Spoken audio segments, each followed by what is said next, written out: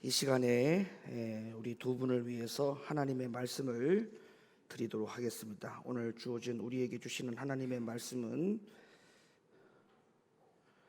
창세기 2장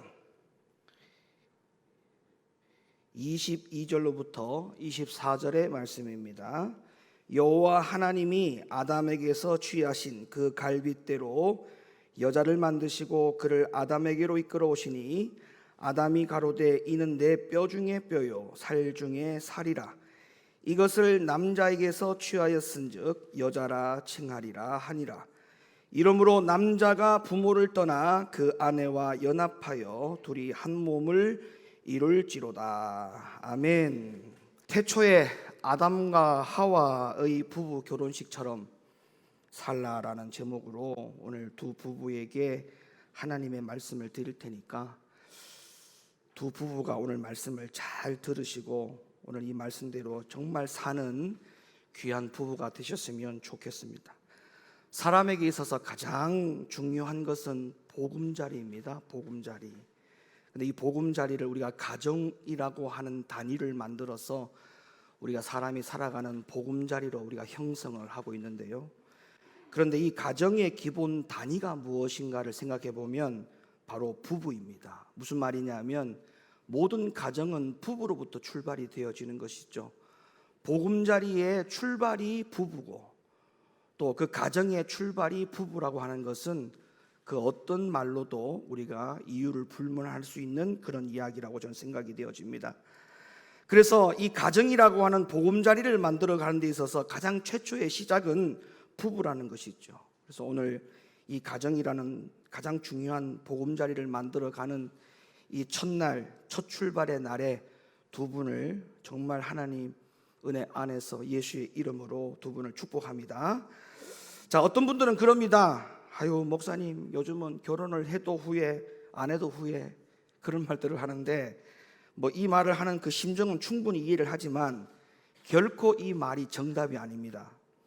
왜냐하면 결혼을 해도 후회라는 말을 하는 부부는 아마 모르긴 몰라도 서로가 각자 해야 될 의무와 책임을 다하지 못해서 나오는 결과가 아닌가, 저는 그렇게 생각을 하기 때문에 이 말에 저는 동의를 할 수가 없어요. 하나님께서 만물을 다 창조하신 후에 제일 처음으로 남자와 여자, 즉 아담과 하와의 결혼식에 하나님이 직접 주례를 해주셨습니다. 그래서 하나님이 결혼 주례사를 하시면서 부부가 어떻게 살아야 하는지를 말씀해 주셨고, 그리고 부부 질서에 대한 주례사를 하나님은 성경에다가 기록을 해 놓으셨는데 그 주례사가 바로 오늘 읽으신 본문의 말씀인 창세기 2장 22절로부터 24절의 말씀이라는 겁니다. 그래서 하나님의 주례사를 빌려서 오늘 두 부부에게 제가 그 말씀을 드리자면 가장 중요한 것은 첫째로 아담과 하와의 결혼식에서 신부가 신랑에게 데려다준 장인 어른이 누구인지를 잘 아셔야 됩니다. 우리가 결혼식을 할 때 신랑이 먼저 입장하고 그 다음 신부가 입장을 할 때 그 신부의 손을 누가 잡아주느냐 하면 바로 장인 어른이 신부의 손을 잡죠. 자, 성경으로 돌아가 봅니다. 아담과 하와의 결혼식장에서 신랑이 입장을 하고 그 다음에 끝나고 난 다음에 신부 입장이 시작이 되었는데 이때 신부의 손을 잡고 아담이 있는 데까지 데려다 주신 분이 누구냐 하면 바로 하나님이에요. 그래서 그렇다면 아담과 하와의 결혼식에서 신랑의 장인어른이 누구냐 하면 바로 하나님이에요. 장인어른이 하나님이십니다. 그 말은 무슨 말이냐면 그러면 내 아내를 앞으로 어떻게 내가 대하고 살아야 되는가에 대한 답이 나옵니다. 장인어른이 하나님이라고 생각하면 내 아내, 함께와 살고 있는 내 신부, 내 아내를 절대 함부로 대할 수 없다라고 하는 그런 생각과 인식을 가지고 살아가겠지요. 그 다음에 두 번째, 제가 아내에게 부탁과 권면을 드립니다. 아내는 남편 신랑에게 돕는 배필의 의무를 다하셔야 됩니다.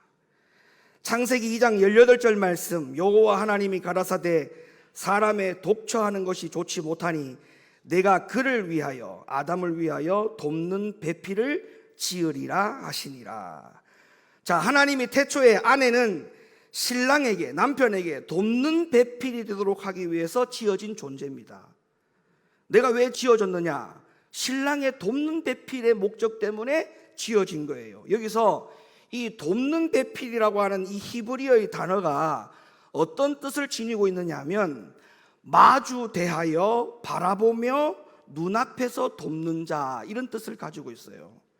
그러니까 무슨 말이냐면 앞으로 계속 신랑의 눈에서 한순간도 이탈하지 말고 한 신랑만 바라보면서 그를 도와주는 존재로 창조되었기 때문에 그 의무를 반드시 다하겠다는 다짐을 가져야 돼요. 어디 앞에서? 눈앞에서. 돕는 배필이라는 뜻이 눈앞에서 돕는 배필이라는 뜻을 가졌기 때문에 항상 마주 대하고 바라보고 눈앞에서 돕는 그 의무를 잘 감당하는 우리 아내가 되시기를 예수님의 이름으로 부탁합니다. 어느 병원의 정신과 앞에 진료를 받기 위해서 대기하고 있는 남자 환자들이 줄을 서서 있었대요. 그래서 남자 환자들의 성함을 부르면 한 명씩 상담 진료를 받기 위해서 이제 진료실로 들어가지 않겠습니까? 그래서 진료실에 들어간 40대 남편이 의사에게 자기의 고민을 털어놓기를 이렇게 이야기하더라는 거예요. 아내한테 어디 가느냐고 묻기만 했는데 때렸다는 거예요. 그 다음에 50대 남편이 의사에게 들어가서 고민을 털어놓기를 자기는 아내한테 집에 언제 들어오느냐고 묻기만 했는데 맞았다라는 거예요. 60대 남편이 또 의사에게 고민을 털어놓기를 아내한테 같이 가자라는 말만 했는데 자기를 때리더래요. 70대 남편이 의사에게 고민을 털어놓기를 친구 남편이 죽었다는 소식에 갑자기 자기를 때리더래요. 80대 남편이 아내 의사에게 고민을 털어놓기를 아침에 눈을 떴는데 때리더라는 거예요. 친구들은 다 산에서 잠을 자는데 왜 니는 집에서 잠을 자느냐고. 우리 두 부부는 절대 이런 일들이 없어야 됩니다. 항상 마주 대하고 항상 같이 있는 것이 즐겁고 행복해야 돼요. 할렐루야. 교회 안에도 보면 어떤 남편들은 막 화가 날 때 이런 말을 하더라고요. 당신은 집사가 되고 권사가 되어서 어떻게 변화가 안 되고 아직도 그 모양이냐고.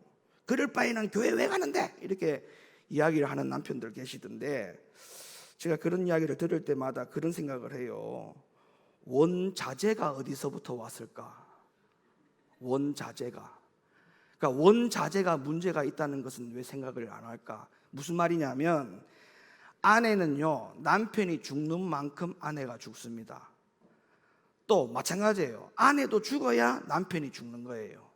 근데 두 분 다 살아계신 가운데서 자기의 권리와 의무만 찾겠다라고 하는 것은 그거는 성경적인 부부가 아니에요.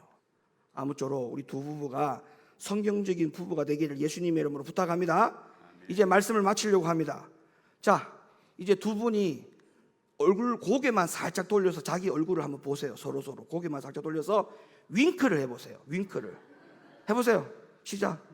이거 진짜 중요한 거예요. 윙크 하세요. 네. 배수자 권사님도 해보세요. 빨리 해봐요. 제가 왜 이거를 시키는지 여러분 이유를 아셔야 돼요. 윙크를 하기 위해서는 한쪽 눈만 감아야 되잖아요. 그죠? 우리가 결혼 전에는 두 눈을 다 떠야 돼요. 두 눈을 다 뜨고 정말 상대가 정말 나의 배우자가 맞는지를 점검하고 몇 번이고 두들기고 다시 생각해보고 기도해보고 해야 되는 그런 일들이 필요하겠지만 이제 그런 점검들이 다 끝났잖아요. 그죠? 이 시간 오기까지 두 눈 다 뜨시고 잘 보셨죠? 하자 없죠? 문제 없죠? 네. 이제는 결혼하고 나면은 한쪽 눈을 감으셔야 돼. 단점이 있을 때마다 한쪽 눈을 감아요. 두 눈을 다 뜨지 말고. 네? 한쪽 눈을 감아요. 한쪽 눈을 감고 다 이해하고 넘어가고 사랑하고. 인간적인 부부는요, 부부가 살아가면서 상대방의 마음에 안 드는 부분, 연약한 부분, 미운 부분을 발견하고 내가 고쳐서 쓰려고 합니다. 그런데 우리가 뒤에 계신 우리 앉아 계신 내빈분들 한테 가서 한번 선배님들께 여쭤보세요. 고쳐지는가 안 고쳐지는가? 안 고쳐집니다. 그러니까 자기 마음에 드는 사람으로 자기 스타일에 맞게 바꿔놓기를 원한다면 그거는 결혼에 대한, 부부 생활에 대한 환상이 아직까지 안 깨어져서 그런 거예요. 아니에요. 바뀔 기미가 전혀 보이지 않을 때는 좌절하거나 갈등을 하다가 결국 헤어지기만 하길 뿐이거든요. 그러지 말고 그때는 두 눈을 감고 하나님 앞에 기도하셔야 돼요. 부부에게는 한쪽 눈을 감고 자꾸 윙크를 해주시고, 그래도 안 되거든 두 눈을 다 감고 하나님 앞에 그때는 기도하는 시간이에요. 그런 부부가 되기를 예수님의 이름으로 부탁합니다. 이런 부부가 될 줄로 저는 믿습니다.